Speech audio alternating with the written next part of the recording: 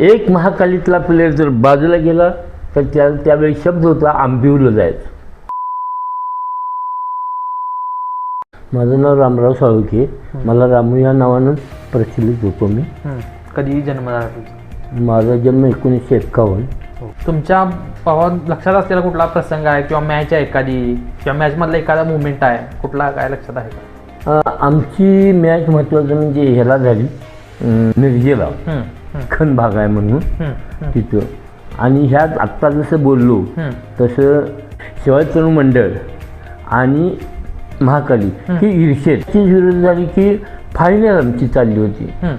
आणि त्यात जर बॅडलक आमचा असं म्हणूया, बॅडलक किंवा खेळ आहे की आमचा जुना प्लेयर त्यातला एक प्लेयर हे बाळासाहेब सरनाईक, बाळासाहेब यशवंत सरनाईक, त्याला मी बाळागोरा म्हणतो. त्याचा पाय मोडला. पाय मोडला तोपर्यंत जवळजवळ एक 15 मिनिटं राहिली होती. तोपर्यंत आमची टीम आणि त्यांची इक्वलच होती. काहीची करू शकत नव्हती. फार ईर्ष्याने आमची मॅच.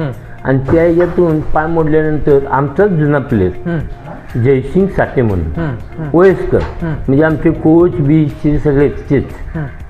तर त्यांना मग घ्यावं लागलं ते आम्हाला. तर ते त्यांच्या वयाच्या मनानं आणि ह्याच्यामुळं जरा कमी पडले.